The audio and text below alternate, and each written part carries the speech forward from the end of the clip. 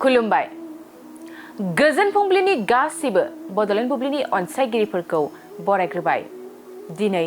18 जुन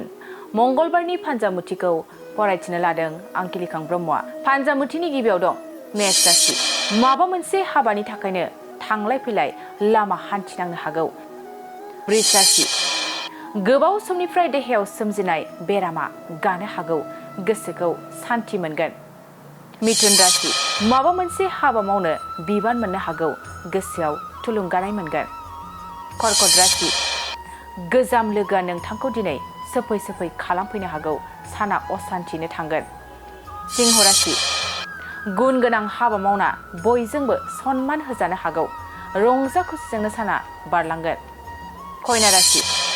सोरखौबा फसायना थादोंब्लाबो बुंथिना लानो हायै जागोन गोसोखौ उसुखुथु मोनबाय थागोन तुला राशि सोरनिबा थाखाय गोसोआव अनखांनाय फैगोन मालायनि दुखुखौ नायना थानो हानाय नङा वृश्चिक राशि गोरोन्थि हाबा मावफ्लांना बदनाम मोननो हागौ सांग्रां जाना थानाया मोजां धनु राशि जेबो मावनो दांनो गोसो जानाय नङा मोनसे जायगायावनो दिदोमै थानो गोसो जागोन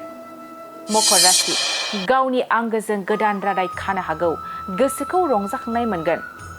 कुम्भ राशि नखरनि खामानिफ्रा मावब्लाबो जोबस्रांनाय नङा देहाखौ जोबोरैनो खस्थ' मोनगोन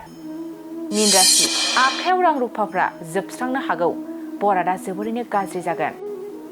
दिनै सानसेनि राशि फरायथिनायाबो एसेनोसै आसा खालामो नोंथांनि दिनैनि साना मोजाङै मोजां थांगोन बेखौ बड'लेण्ड बुब्लि नखरनिफ्राय मिजिंथिबाय गोजोन्थों मोनसे गोजोनथाव खौरां बिए सेथि सेमिस्टारनि थाखाय गसाइगावनि जारागुरि गबिन्द बसुमतारी कलेजाव मुं थिसननाय हाबाफारिया सोलिगासिनो दं गिबि 100 फरायसाफोरनि थाखाय स्पेशल अफार आरो गुबुन गुबुन रोखोमनि बेसेन नाङै क्लासनि सुबिदा होनानै मुं थिसननाय हाबाफारिया सोलिगासिनो दं बे फरायसालियाव फरायसाफोरा गावनि गोसो बायदि आयदाखौ सायख'नानै लानो हागोन लोगोसे basic computer class self defence आरो स्पोकेन इंलिश क्लास बायदि सुबिदाफोरखौ बेसेन होआलासे फरायसाफोरा सोलोंथाइखौ लानो हागोन लोगोसे बे फरायसालिमायाव गासैबो फरायसाफोरनि थाखाय फ्रि बास सार्भिसबो होनाय जादों लोगोसे गासैबो थाखोनि बिजाबजों बुंफबनाय बिजाब बाख्रिनिबो सुबिदा दं